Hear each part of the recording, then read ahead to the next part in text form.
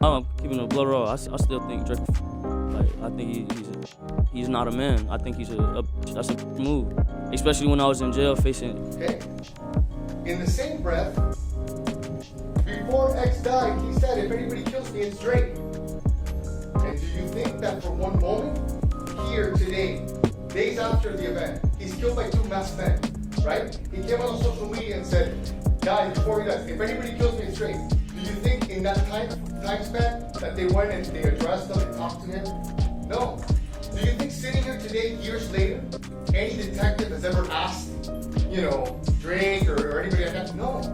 They never did that. I love you so much, man. I hope I can come to your house soon, or you can come to my house soon.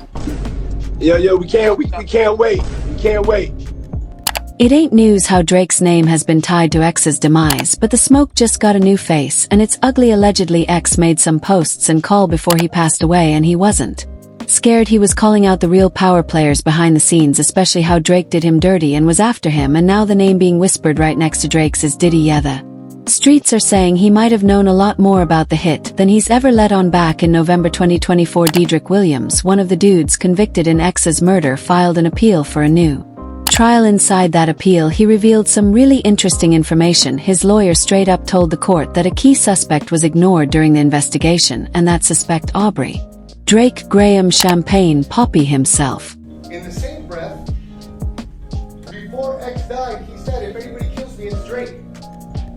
And do you think that for one moment, here today, days after the event, he's killed by two masked men, right? He came out on social media and said, "Guys, before he dies, if anybody kills me, it's Drake." Do you think in that time span that they went and they addressed him, talked to him? No. Do you think sitting here today, years later, any detective has ever asked, Drake or anybody like that? No.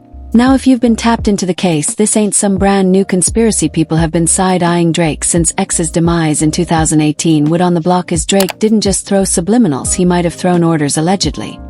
Drake's team even tried to drag Drake into court to testify, but Drake and his powerful legal team got through it, and in 2023 filed to throw out the court order, claiming that it places an unreasonable and oppressive burden on him. Mind you, this beef between Drake and X wasn't just an internet thing, this was real tension. Most fans missed it cause Drake stayed quiet doing that industry silence move, but X wasn't that type. He was loud with it, called Drake out publicly saying dude was a snake, and straight up jacked his style. See, it all started back in early 2017. X was locked up in a Florida jail fighting charges, but his track Look at Me was blowing up heavy on SoundCloud. But while he was sitting in a cell, Drake dropped Camed, and fans immediately peeped the copy-paste flow, same cadence, same bounce, same everything, and X wasn't having it at all. Soon as he got out, he hit Miami radio and let it fly, called Drake a culture vulture, said he ain't showing love, just stealing. I'm keeping a blur roll. I'm keeping it blood raw. I still think Drake, like, I think he's not a man. I think that's a move, especially when X wasn't done talking. The very next day, after calling out Drake for stealing his flow, he tweeted,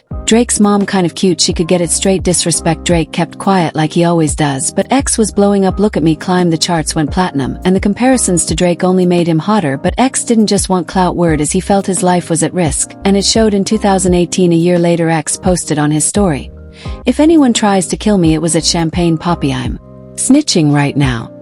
That ain't trolling, that was a man calling his shot, pointing fingers. Before he got smoked, he deleted it later and claimed he was hacked. Then June 18, 2018 hit, and so did them bullets. X gets run up on outside Riva Motorsports, executed in his car, and his Louis Vuitton bag with $50,000 in cash snatched. He was just 20. Rappers like Kanye, J. Cole, Jay-Z, they come out showing love, calling X a genius and innovator, but Drake man dropped an album instead. Scorpion came out days after X's demise, and the lyrics, "That's where the street started," side eyeing heavily on "I'm upset." Drake spits 50,000 on my head is disrespect. Now pause. How much was stolen from X the day he got dropped? That same $50,000 coincidence? Maybe. Then Mob Ties hits, and it's even colder. Drake raps, "Sick of these ninjas, hire some help, get rid of these ninjas," then drops a bar about lure bags in exchange for body bags in the same damn verse. You can't make this up. That sounded like a code of confession to the street heads who has been paying attention, and Drake didn't stop there. In 2020 on BS with 21 Savage, he starts laying math like a hitman with bars. Damn.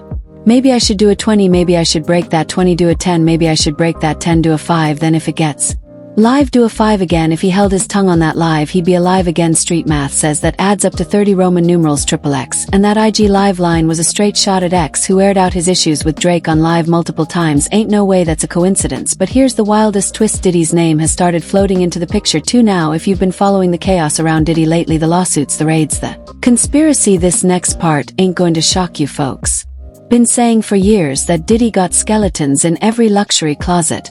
He owns Biggie, Kim Porter, Heavy Deep, Andre, Harold, DMX. Somehow Diddy's name keeps dancing around tragedy. There are speculations that Drake might have stopped by Diddy's for little help in making the X problem disappear. Now at first it didn't make sense. Drake and Diddy had real beef back in the day, summer of 2014. It got ugly over a beat. That 0 to 100 track Diddy said that was his. Drake dropped it anyway, and it blew up. Diddy wasn't having it. He allegedly ran up on Drake in Miami during DJ Khaled's party and slapped a taste out of his mouth. Interview 6:12/6:16. What was the first thing you thought when you heard the story about him allegedly punching Drake? It clicked him. Drake, I actually thought Drake must have said something wrong to him or something, or did something, or tried to play him, or something must have happened. I actually didn't really, I kind of just laughed. It's funny.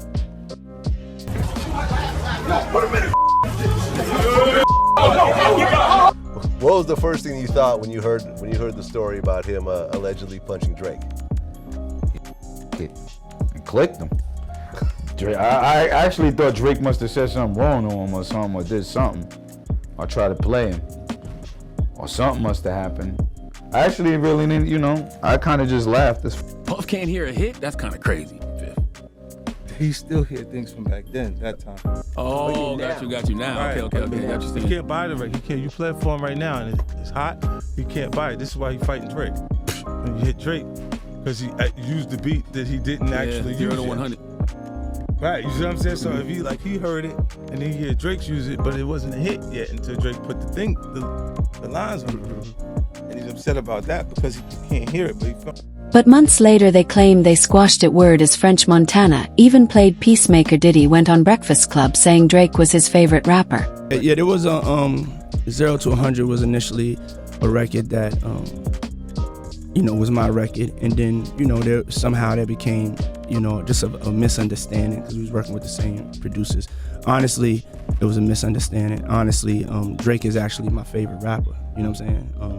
As far as songwriting and albums, it's been like that for a couple of years. But behind the scenes, the tension don't just disappear. But now recent IG clips and live recordings show Drake and Diddy all smiles, chilling like the past never happened. Interview 7:52/8:01. But some folks saying that wasn't just two rich dudes patching up drama, that was a business meeting, one that might have ended in a deal. Drake got the motive, Diddy got the muscle, and that visit to Diddy's crib, word is it happened right before X got popped. And don't forget, even after X died, Drake still couldn't let it go. It's like he kept beefing with a ghost. People said he was low-key throwing shots at Kendrick too.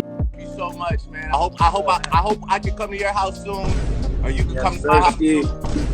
Yo, we can't wait. We can't wait. Just because Kendrick once showed love to X in a verse, now here's the real kicker. Dedrick Williams' appeal is still in the works, but if that appeal gets greenlit, Drake might actually have to sit in court and talk about all this under oath. If Drake got nothing to hide, then cool, let's hear it. But if this all gets too close to the truth, man, things could spiral. And of course the online community has been loud. One dude said, I think Drake did do it, but even if he didn't, basically saying you did after he dies is wild.